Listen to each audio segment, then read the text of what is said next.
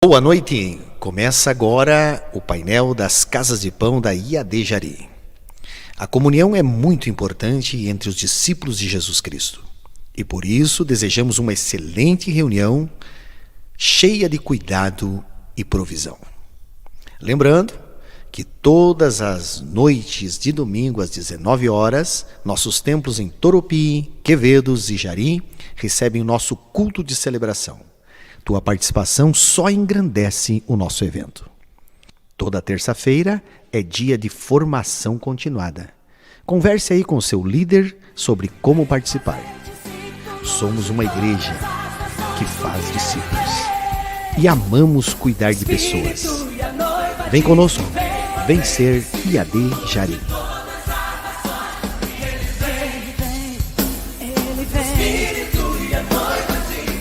Paz do Senhor, meus queridos, que bom que estamos juntos em mais um painel. Louva a Deus pela tua vida, você que está aí na Casa de Pão, esse momento lindo de muita comunhão. E a Tati e eu estamos aqui hoje para comentar, sobre a ministração que o Douglas trouxe para nós. Qual é o tema, Tati? A família aos olhos de Deus. Foi uma bênção assim, que o Douglas trouxe para nós, Nos deu uma aula, na verdade, de como deve ser a família, que posição ela deve ocupar, segundo os olhos de Deus, segundo o plano de Deus. Maravilha. Ele usou, Tati, o tema bíblico sobre aquela história de Davi.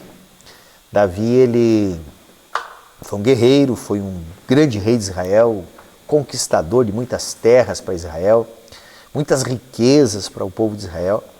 E ele tinha um grupo, um grupo de soldados, um grupo de pessoas, guerreiros muito ativos, muito poderosos. Porém, com todo esse esforço deles, ganhando guerras, expandindo o território, eles perderam o que mais valia. Tinha a cidade deles, cidade de Ziclag, uma cidade que era deles, que era de Davi, onde os guerreiros... E eles deixaram as esposas de cada um guerreiro, os filhos, a família deles estava lá. Tudo, E aí o que acontece? Enquanto eles guerreavam, enquanto eles conquistavam, fora, os inimigos vieram, raptaram as suas famílias, queimaram a cidade e destruíram tudo. E aí, em cima desse texto, em cima desse contexto histórico, Douglas nos chama a atenção para algumas coisas que são muito, muito, muito necessárias para conosco, para com as nossas famílias e que, às vezes, nós deixamos de lado. É verdade. Ele falou, pastor, sobre a gente, como tu falou, dar atenção realmente para a nossa família, que às vezes a gente, naquela ânsia de querer salvar o mundo, a gente acaba sendo relapso, e dando assim brechas, para que os adversários, venham e roubem nossa família, que é o nosso maior tesouro, na verdade, E muitas vezes, como aconteceu com Davi, muitas vezes não dá tempo de tu recuperar, Davi ainda teve a chance, de recuperar, mas depois, como a gente vai falar aqui, tiveram muitas consequências disso, dessa ausência dele, digamos, ele deixar a família lá, se preocupar com os outros e deixar a sua família, seu bem maior, o tesouro que Deus colocou para ele cuidar, para ele apacentar. Nós observamos dentro desse contexto histórico e também dentro da ministração que o Douglas trouxe, que tudo isso, tudo que alcançar, tudo que a gente conseguir, se o custo disso, riquezas, posições, fama, dinheiro, propriedades, se tudo isso custar a nossa família, perdemos tudo. Não vale a pena. É muito alto esse preço, Muito alto. E aí, dentro desse contexto, dentro da administração dele, ele trabalhou uma temática, qual a posição da família criada por Deus, qual é que é a posição da família criada por Deus que ela deve ocupar dentro do nosso... Eu tenho uma família, qual é a posição? Ele falou, que primeiramente é o nosso relacionamento com Deus, que é o relacionamento vertical, que vem antes até de nós mesmos, das nossas vontades, né? É Deus. E depois a nossa família, que é o que Deus tem colocado, é o tesouro, né? Que Deus tem colocado em nossas mãos para a gente cuidar, para a gente zelar, para a gente apacentar, né? Depois da nossa família vem o trabalho, né? O trabalho vem depois. Depois vem a igreja. E muitas vezes a gente está invertendo os papéis, né? A gente quer cuidar dos outros e deixa a nossa família, como se diz. Exatamente. E esse conceito família, né? O Douglas trabalhou um tema que ele disse assim, cuidado para não entrarmos na ideia do politicamente correto. Porque os valores morais, bíblicos para a família são valores eternos. São valores para enquanto a família existir, imutáveis, né? não mudam, exatamente. E esses dois, ele trabalhou dois valores muito intensos ali, né? Que primeiro, a questão que a família, ela inicia com um homem e uma mulher. Exatamente. Né? Não é de outra forma. É um homem e uma mulher. Por quê? Porque a família tem o objetivo de reprodução. Exatamente. E a única forma de reprodução é esta. Né? Outro tema que ele trabalha, a questão monogâmica. Né? Um homem para uma mulher para um homem. Exatamente. Então, esses dois situações, as duas estruturas da família, elas são imutáveis, como tu disseste.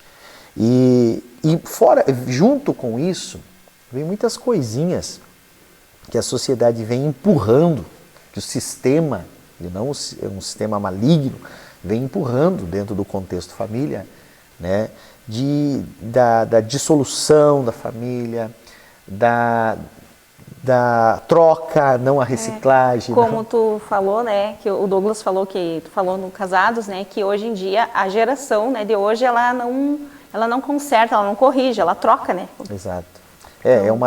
É um problema, né, de ordem social, né, essa necessidade que politicamente correta e contra a palavra de que não deu, troca aquela função. Com isso se perde o valor da família.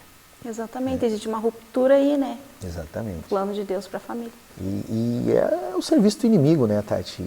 É tentar diminuir aquilo que Deus valoriza. Exatamente. Né? São conceitos, e aí a gente poderia entrar em outros conceitos, mas nós vamos ficar na ministração do Douglas. Não podemos fugir. Né? E uma coisa que ele trabalha, então, né, esse conceito de que, primeiro, como tu disseste, relacionamento do ser com Deus. Né? Após isso, a segunda prioridade é a família. Sim. E depois o trabalho. Esse tripé, ele é muito importante. Só que, como ele disse, né? O Douglas disse, você pode trabalhar demais ou trabalhar muito, ser honesto, mas não preservar a família. Vai cair esse banco do tripé. Sim. Né? Agora, tem equilíbrio aí, né? Isso. Aí ele diz assim, se a gente ir ao natural, qualquer homem, qualquer mulher, buscar a Deus, viver intimamente com Deus, ele vai automaticamente cuidar da família. Ao natural. Ao natural. E vai ser trabalhador. E ele disse que quem não trabalha... Não coma. Né? Então, esse tripé é importantíssimo e dentro de uma ordem lógica que ele mostrou. Né? Primeiro Deus, família, depois o trabalho. Né? Uma coisa que ele falou também, Tati, achei interessante, até anotei aqui, né? A questão da multicapacidade da mulher, né? Eu amei isso, mulher ser multifuncional. E é fantástico isso, Deus colocou este potencial no sexo feminino. Nós aí estamos no Outubro Rosa. É verdade. Né? E a gente um mês que a gente tira para valorizar esse contexto e também ajudar mulheres, né? Você que está aí na tua casa de pão, cuide do teu corpo, preserve, se analise, né, para que, se for permitido, infelizmente, aí alguma doença, você analisar com tempo, não ter vergonha de ser analisada, de ser observada por um médico, de você se tocar. Ame-se você primeiramente, né? Exatamente. É importante isso, né, Tati? Nós criarmos esse momento. Sim, e aqui. nós somos templo do Espírito Santo, né? Então, mais um motivo também, né? Além de estarmos, né, no mês do Outubro Rosa, né? A gente se cuidar, né? Precisamos dar essa atenção, né? Também por esse motivo. Exatamente. E o homem, né? Eu como homem, eu entendo que também é preservação da família. Se você é casado, tem a tua esposa aí, né? Tu já tem uma multifuncional aí, uma pessoa que, né, faz muita coisa dentro do lar. Preserve a saúde dela também, incentive a cuidar da sua saúde. Mas vamos lá, continuamos na ministração. Né, aproveitamos o gancho aqui para essa situação. E outra coisa, Tati, que o Douglas trabalhou, né, a questão do Davi. O que acontece com Davi quando ele se toca que a cidade, que a família, né, falando de cidade, a família dele foi destruída? Sim, ele diz, né, lá na palavra que ele fortaleceu-se no Senhor, né, e ele foi atrás, né, foi em busca, né, de reconquistar, né, buscar salvar sua família, né, suas esposas e suas filhas, seus bens, tudo, né. E Deus deu essa oportunidade para Davi, né? Só que depois a gente vê, né, posteriormente, né, que o Davi foi relapso novamente. Algo também que me chamou a atenção é que diz na palavra que ele vestiu o colete sacerdotal. Quer dizer que o Davi, então, ele não estava exercendo o sacerdócio, né? Que a palavra diz que o homem, né, é o sacerdote, o homem precisa preservar a sua família, o homem que é aquele que cuida, né, que nutre a família espiritualmente, em todos os aspectos, né.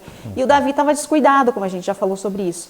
Só que depois que ele foi lá e buscou sua família novamente, ele tornou-se a ser relapso, né.